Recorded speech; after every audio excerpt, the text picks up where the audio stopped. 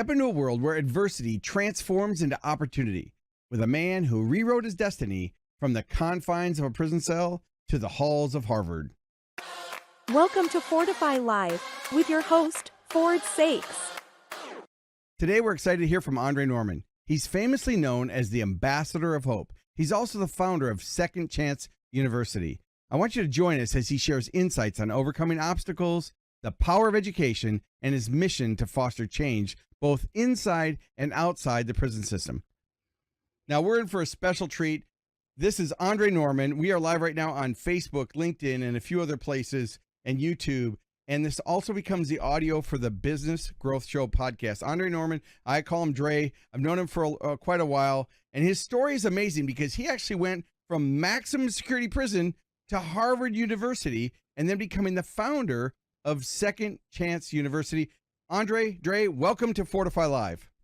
We are in the building, Brother Ford.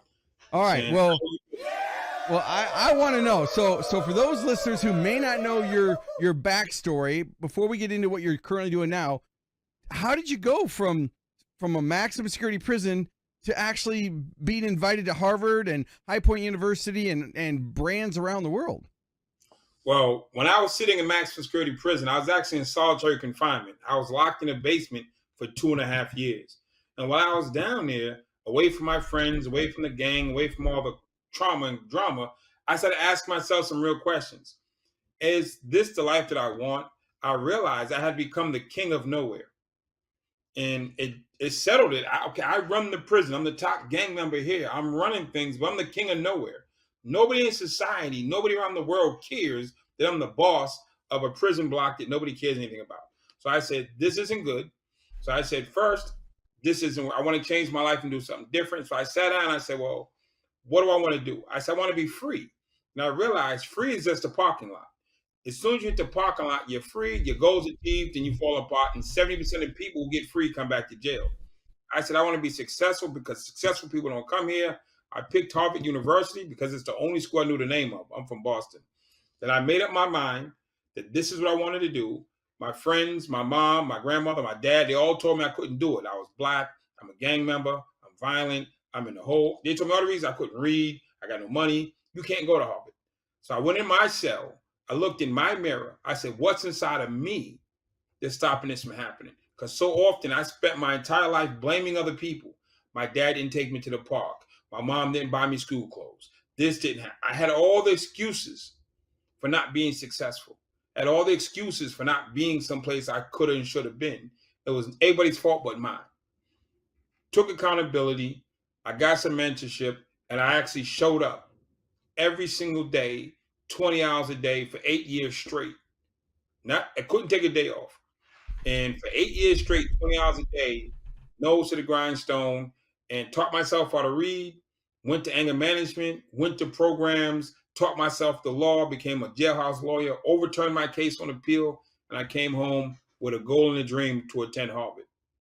Well, I can tell you, second chances, there's a lot of people in our lives that have, I never missed a meal. I grew up in the north side of projects. I was a foster kid. I was in, I won't even call it gangs, but I was just in a bad neighborhood, right? I was in the north side of Minneapolis. But what I always remember is north side of Minneapolis? That 505 North Humboldt. Did you just say the door? Everybody in south side of Chicago is like, come on, Ford. Yeah. So south side of Chicago, east side of St. Louis, north side of Minneapolis, they're all kind of the lower income. But, I felt the safest I'd ever been there because that's all I knew. And all my friends took care of me and I was protected by everybody. So it really, looking back, you don't know what you don't know. Being an orphan and adopted, it was just what I knew. But I remember everybody, whenever I had aspirations to do anything, people would always tell me I can't do it. The teachers told me that. The counselors told me that. Advisors, foster parents told me that. You can't do this because this. Now, obviously you had it a lot differently, but now you went through that. You came out. You've got this new mindset. Now, there's a lot of golden nuggets that you've already shared in this episode. Taking personal accountability, getting training, being consistent, and following through, and having positive mindset and self-talk, because you could have easily been a victim and continue to be a victim, but you changed from a victim to a victor, right? It's hard to see yourself as a victim when you're the prison boss. Yeah, So I guess that's I true. was completely a victim of my own doing, but I didn't see myself as unbelieving the press clips that I wrote up. I'm believing the newspaper, oh, he's dangerous. I'm believing everything but the truth is that I'm blaming the world and not taking accountability. So regardless of my position in life, it could be better. All right, so we're going to transition a little bit. Now, this is my show. I'll just give a parental advisory now. If you don't like straight talk, you probably want to tune out and go to Dial a Prayer or some other channel. So we want to have some straight talk here. So one of the things I love about you whenever we work together is just your critical insights, the way you look at the world, the way you can see things that others don't see. And that's one of the things you do, when you go in and you stop a riot at a prison and you go in and you help organizations. And so you've grown this business called Second Chance University. So why don't you share a little bit with our listeners? What is it? And what are you doing now with all those cool iPads and things you talked me about? Well, I personally, growing up in prison, you will learn one thing really fast, and that's how to read people. Yep. If you can't read somebody in 0.3 seconds, something bad's going to happen to you. And when they come around the corner and they start talking, you better be able to see beyond the words and see beyond the corner and see around the block. Because if you can't, it's going to catch you. I come from a place called Get It Right or Die. Yep. Or worse, get it right or get sexually assaulted. So yeah. You better get it right or something bad's going to happen to you. So I got it right. You know what I'm saying? And it's not like you can get one time wrong, because one time wrong is a bad one time. That is so true. You can't have a bad day in prison because it becomes a lifelong trauma effect. So when I came home, I realized people didn't understand prisoners. It's like a foreign concept. Most people in society have never seen the inside of a prison, so they don't know how it works. They don't understand the trauma, the pressures in ecosystem, so they don't really know how to work with the people. So to people outside, it's one size fits all, and that's not the case. When I came home and I started working, I'm like, Dre, where'd you get that work ethic from? Where'd you get that dedication, that vision, and focus? I had a guy from London Business School said, how dare you sit in solitary confinement in a prison and dare to go to Harvard? He said, I have people in the greatest scenarios with all the tech, and they can't come up with a $5 plan. How did you ever find the way to come up with something that didn't even make sense based on where you were? And how did you ever get it done? You actually didn't dream it, you did it.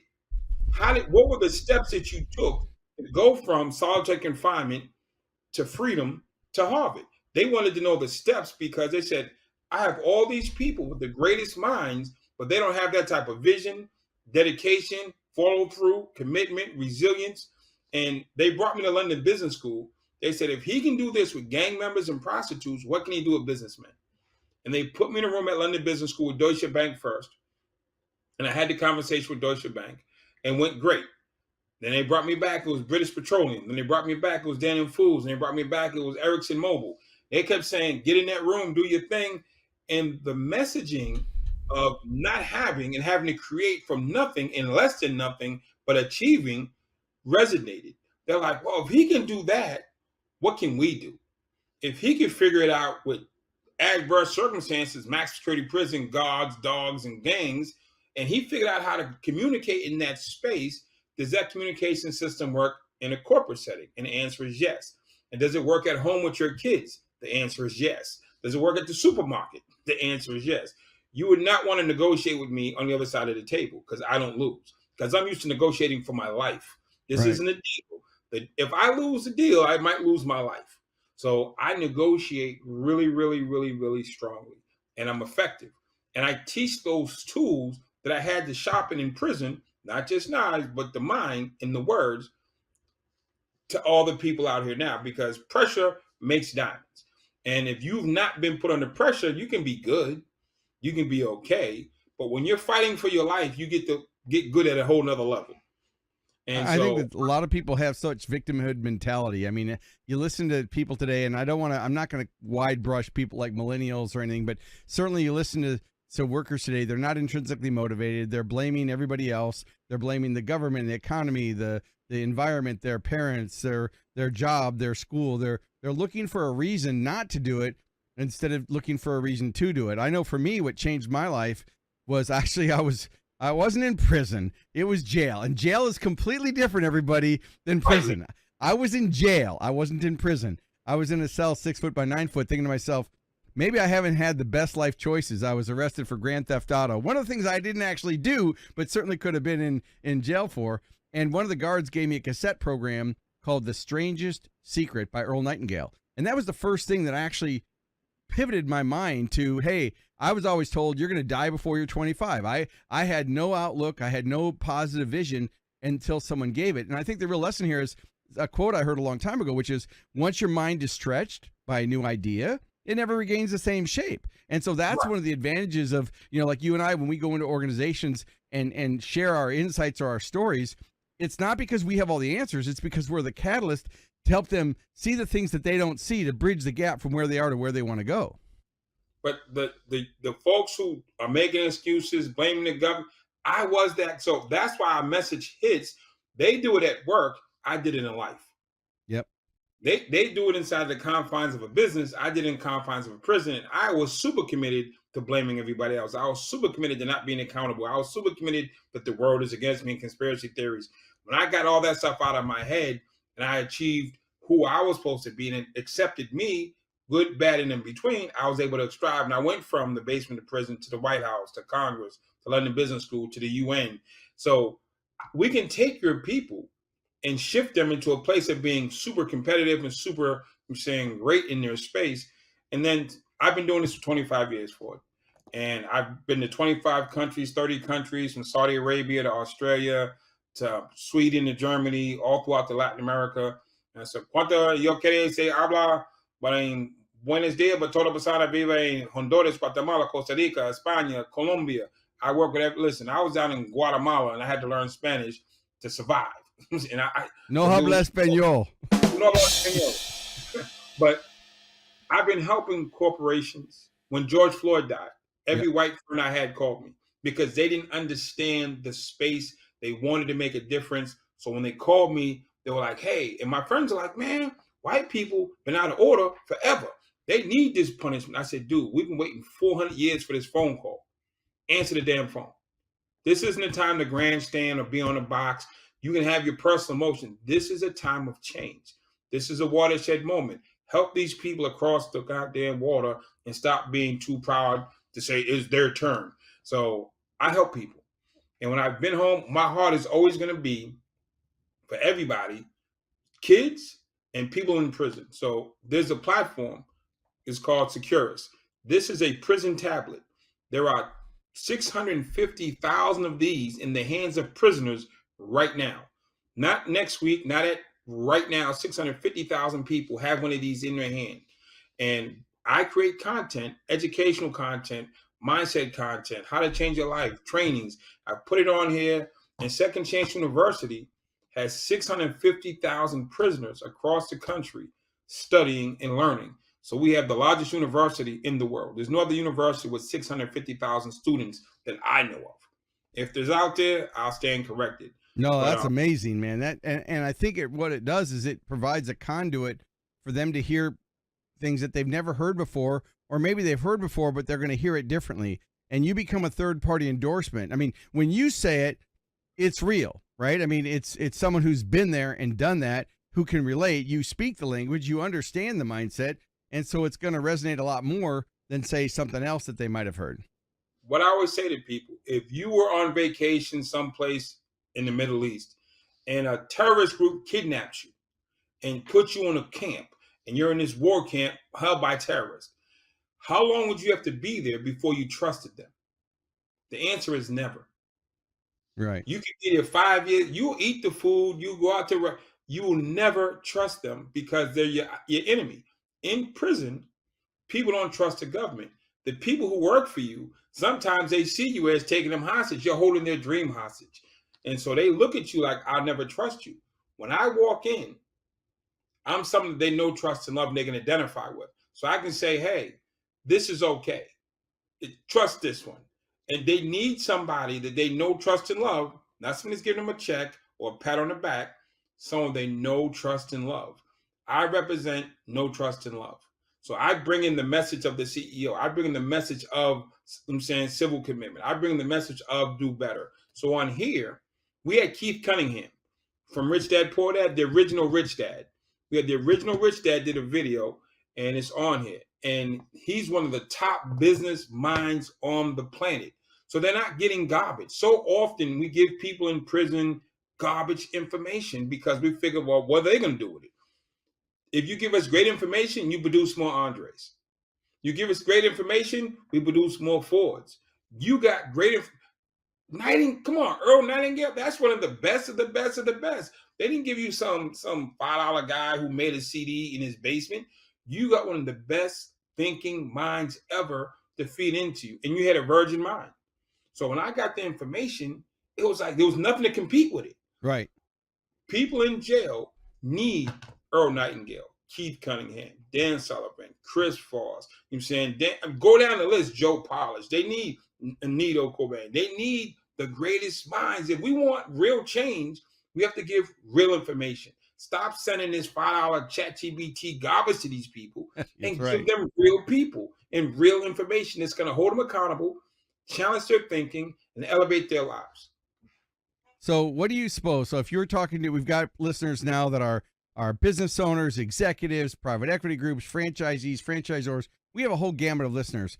What are some things that people can do right now to reshift their mindset, to take action today? So if they've got something they've been putting off for a long time and they've got approach avoidance and they're just not taking care of it, you know, for me, I'll just share some of the things. So one of the things I have a dream board, and on my dream board, it says day one or one day, because I don't want to be saying, oh, one day I'm going to do that or one day I'm going to do that. So it's like, okay, day one. So whether it's getting up and walking with my dog or going to Orange Theory or riding my bike or doing something, I mean, I don't want to get up at 6:15 in the morning. I'd much rather sleep, right? Especially if I'm up late at night, because I've been telling myself for years that I'm a night person. Just recently in the last couple of weeks, I'm trying to retrain myself, Andre, so maybe you can just help me.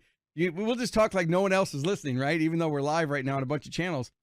For me, I want to reprogram to be a morning person, because one of the people we have in common that we both know, a colleague, is Nito Cobain, right? We both were at National Speaker Association. I've been to High Point. I actually have a honorary degree from Nito from High Point University. So he's a very dear, close friend and colleague and actually a mentor. And he gets up at 4:30 every morning. He does his exercise. He works. He walks with a couple billionaires. He follows a program, and he's a morning person. So what I'm trying to do is be a morning person versus a night person. Stop. Be you. You don't have to be Nito to be great. That's good advice. See, what happens is we want to do what Nito does so we can get Nito what Nito got. But if you're not Nito, it doesn't work. If you're a night person, do what he does. Just do it at night, where it's convenient and comfortable for you. If you're comfortable at night and you're comfortable, that feels good to you. Don't try to pressure yourself into what he's doing. You can do the same thing. It doesn't have to be at the same time.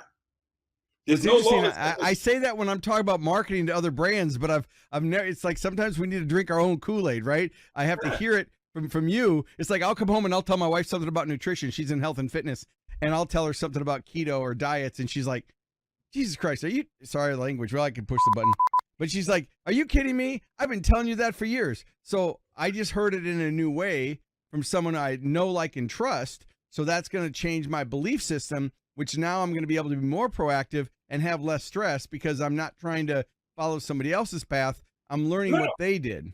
You can take the path. Right. Let's say he does a workout for an hour at 4:30 in the morning. You can do that same workout at 4:30 p.m. The body doesn't know the time difference. Yep. You can read a book, you're saying, at 6 in the morning. You can read a book at 6 at night. You can walk with billionaires, if you got billionaire friends, at 7:30, or you can walk with billionaires at it doesn't matter the time. It matters you get the thing done. And I would so say true. to the people who are listening, if you have imposter syndrome, you got a stressful relationship, you feel like you're stuck, and you know there's more in you, you just don't know how to get it out. Stop pretending like you can talk in the mirror and find yourself. I had a call this morning with a client, and we're talking, and she could not figure out. I sat down and had a conversation. She was like, "Oh my God, oh my!" This is a quote I got from a man who attended Genius Network. If you're inside the jar, you can't read the label of your life. So the things that are bothering you are written on the outside, but you can't see them. Sometimes you just need to sit down with somebody who's not attached, who's not invested, and can look you in your face and be like, "That's some dumb shit." No, I agree. And just for the record, for those of you listening, Dre just mentioned the Genius Network is by Joe Polish, also someone I know and respect. He has a whole network called the Genius Network. You can check him out online. Definitely great things. The quote I heard a long time ago, very similar, was, "You can't see the picture when you're inside the frame." So it's the same thing. You can't read the label when you're inside the jar, right? And I've always thought about that because, and I have a whole host of continual learning things. I mean, I have a OneNote on my computer. I have a list on my phone, because I surround myself not to be delusional and have affirmations. I love affirmations, but it's not to not be who I am. It's to make sure that during the day we all get dirty. We get contaminated with society and social media and memes and things that keep us held down. And so the lesson I always think about is, what's the highest and best use of my time? Now, obviously I don't do it all the time, but I do consciously think about that. And then I take personal accountability for my actions, and most importantly, my inactions. Sometimes it's not the actions, it's the fact that I'm not doing something, and not doing something is a choice too, right? 100%.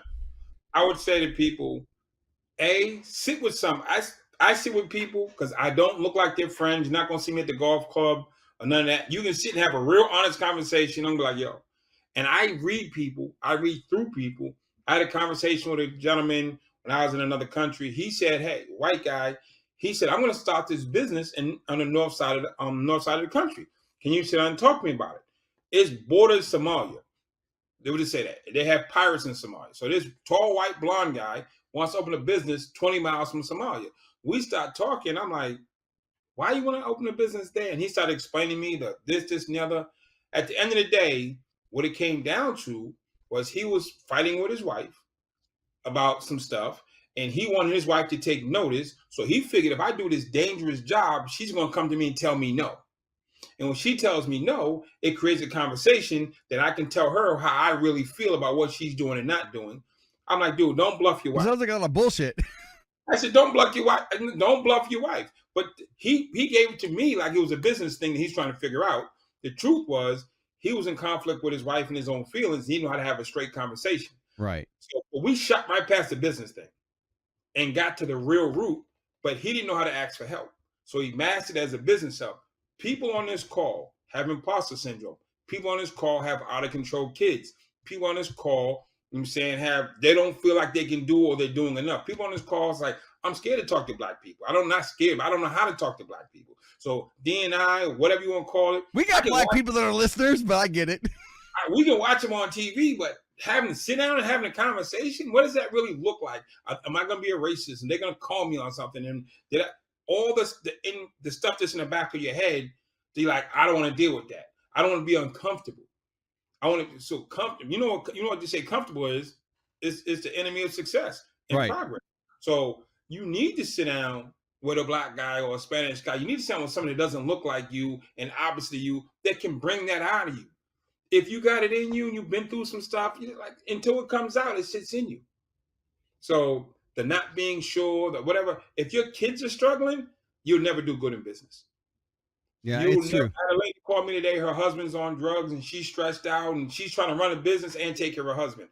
I said, let's get your husband in treatment, but you have to stop being an enabler and you have to differentiate the two.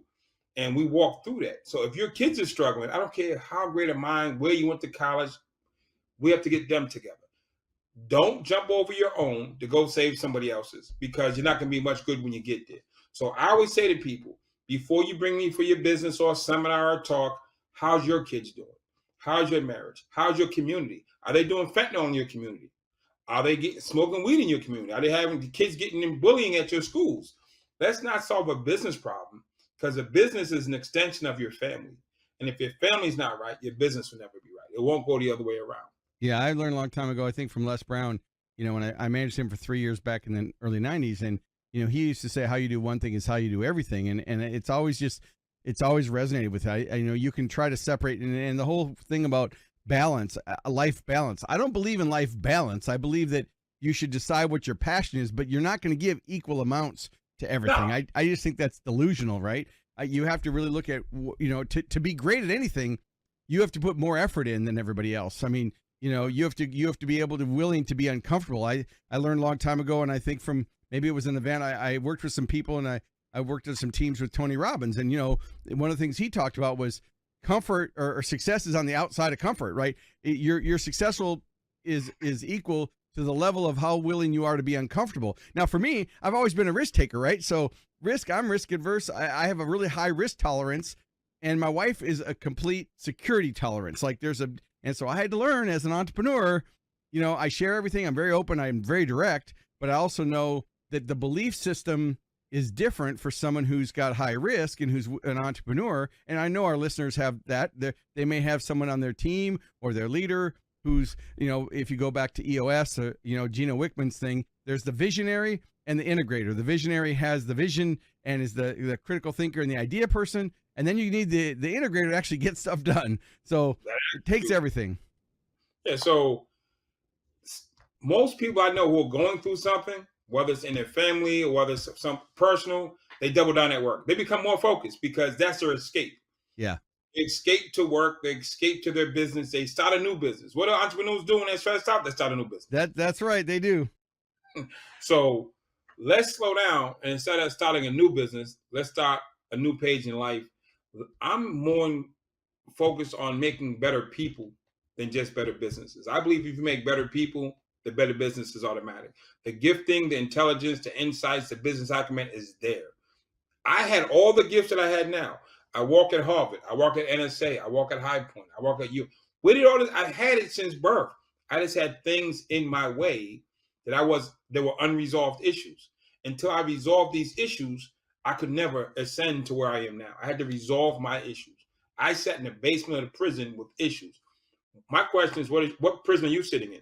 Golden handcuffs or handcuffs still? Yeah, golden handcuffs or the old saying of, clean up your own backyard before you worry about the neighborhood. There are a lot of people that want to try to fix everybody else, and they need to look in the mirror or sit with themselves and say, okay, how am I showing up? How am I showing up in the world? I remember when I got the degree from High Point, I leaned over to Nito and I said, so, how can I pay this back? He said, well, I just want you to know, now that you're a High Point graduate, you need to behave yourself. And so he was kind of giving me some crap. He's like, you got to be careful. I don't want you on a video in an airport complaining about an airplane or, so, and he was teasing me, but how you show up is how you show up. And now there's cameras everywhere. There is no privacy. Everybody's listening to us. Our devices are listening. Our watches are listening. The government's listening. Conspiracy theory or not, everything's watching and listening to us. So I just think that it's a different world. And that's even more important to learn those personal growth and development skills, to be open-minded, to be a critical thinker, to be coachable, to take personal accountability. I mean, when someone asks me whenever I'm on a podcast, they'll say, what are the keys to success? I tell them critical thinking, open-minded, watch your self-talk, your narrative, take massive action, learn from your mistakes, forget the mistake, learn the lesson, and you have to outwork your competition. You can't just affirm it, to reality. I think that, the secret was so popular a few years ago. The real secret is get off your ass and do something about it. It's not just think about it. Affirmations don't work in prison. It's for the record.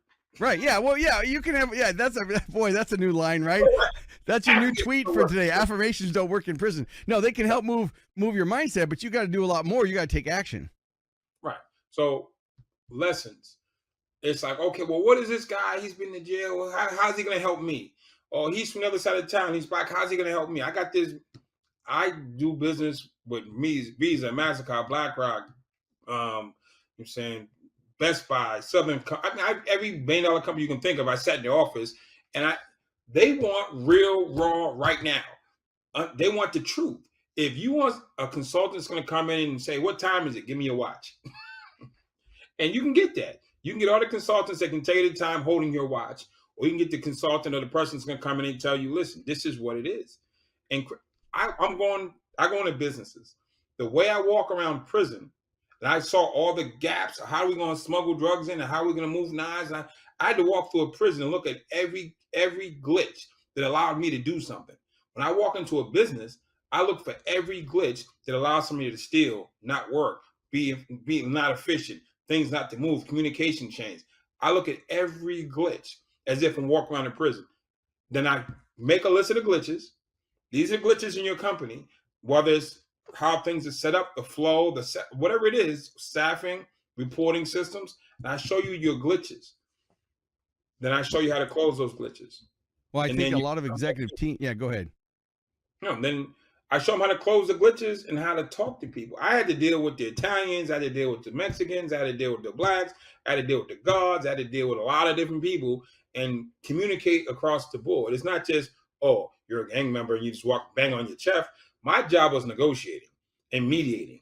My job was not attacking people. My job was mediating between the 5 different subgroups in here: police, white, black, Spanish. You know what I'm saying? And that's what it was.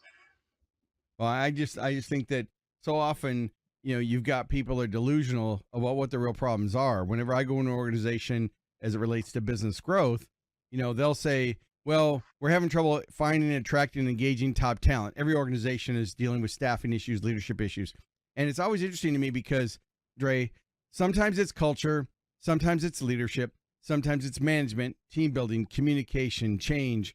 There's so many different facets to it, but the client doesn't always know they don't know what they don't know, so they think they know this is the problem. And what I like about when you go into an organization is you can really see the straight through of what's really doing it. And I fired an employee about a year ago, and I was playing poker the other night, and one of the guys said, hey, I hired somebody who knows you, and her name is Tammy. And I said, oh, well, I remember Tammy, and we went through this little short story.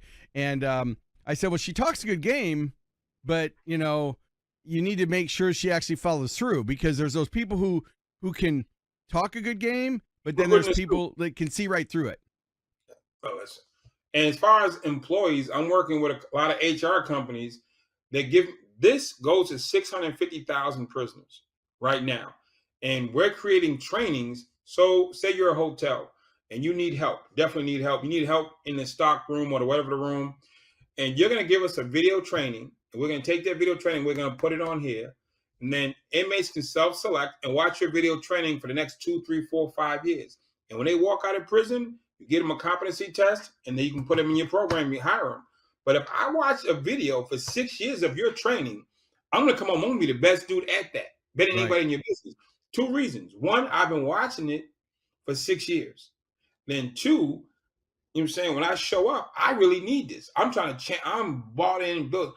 You get somebody who walks out of jail or prison, you say, I want to give this guy a chance. He knows none of your culture, none of your business, none of nothing. You have to get him acclimated, which is a time frame, and then get him ingested. If he walks in or she walks in with 6 years of institutional knowledge, where are you going to get that from? I have people who will sit down for the next 8 years and study your stuff. And when they walk out 8 years from now, they'll be better at anybody in your business at that one thing that you trained them in. That is amazing. People would love to, oh, Dre, you would love to hire me. Hey, Dre's articulate, he's smart, he gets it, he shows up, he's a team builder, he's a team worker, all that. There's 650,000 more Andres behind me. But the difference was I didn't have one of these. We have it now. So you don't even have to go through all this, run them through your building up the cost. We create a video training, we give it to them, they self-select, they do it or they don't. And when you just take the best of the best who rise up. And when they come home, you don't bring them in your company. Community college, competency test. Let's see how good you are. Forget what you say. Hit and give them a super hard test to prove that they actually did the work. Yeah, it's just like they say, what you say doesn't mean anything. It's what you do. It says, what you do speaks so loudly, I can't hear what you're saying, right? Because a lot of people will talk a good game, but the proof is in the pudding. The numbers don't lie at the end of the day if you're really willing to do it. All right, so as we get ready to wrap up this episode, any closing thoughts, and stick around after we do the ending here, but any closing thoughts you'd have for our listeners? So just to make sure, if you're listening to the podcast, you can find Andre at andrenorman.com. It's Second Chance University, but andrenorman.com. Check him out on LinkedIn and on YouTube. Get his book on Amazon. If you're interested in investing in his organization or having him come into your organization, I highly recommend it. Every time we talk, it's straight talk. I love it because there's no BS. It's straight. And I remember the first time I met you when we were working with Michelle at Global Leaders Organization. I didn't even know you. I shook your hand. I looked at you, and I could tell you. It was like those. It makes those X-ray machines at the airport look like Bambi. So no, it was cool. TSA is cool, but we lived for years without TSA. Yeah, we did. All right. So, any closing thoughts you got for our listeners, and then stick around for the ending. My clothing idea or suggestion would be get in a space where you can have people around you who can be honest with you. The people around you that not can just tell you no that you can't do it, but know that you shouldn't do it, then you make the decision. You know what I'm saying? So get people around you who are invested in you, not just your company. You know what I'm saying? Invested in your well-being, your family's well-being, your community well-being, not just your bottom line. You know what I'm saying? And be willing to sit down with people who don't look, sound, or walk like you and get different perspectives, because it's a global place now. This is no longer New York, New Jersey, LA. You're doing business with people from around the world right now. And if you don't have a global view, you will become Polaroid. Polaroid had the best thing going until digital came out, and they refused to change. They refused to innovate. And we don't need to change. We don't need to evolve. If you don't evolve, you die. Right now, you can be in your little corner of the world and have your group of people, and that's fine. The world is moving, and AI is moving at a rapid pace. There's no more third world country because technology has made it even. I went to Thailand, Philippines, Ethiopia, Korea, and France, Italy in the last 2 months. Everybody has a cell phone. This makes life equal. It's no more they're sitting down in a hut someplace, they don't know what's going on. Everybody has access to the internet in some capacity. Homeless people have access to the internet. The world is now global. And it's only a matter of time before that global shift comes. And if you're not ready, you'll be Polaroid 2024. Well, thank you again for joining us. Tune in Wednesdays at 11 a.m. Central. This is Fordify Live. Thank you for tuning in to Fordify Live. Make sure to like, comment, and share this episode on your favorite social media platform. And don't forget to subscribe to the Business Growth Show podcast, available wherever you get your podcast streaming fix. We air weekly at 11 a.m. Central Time. So until next week, keep pushing the boundaries and never stop growing.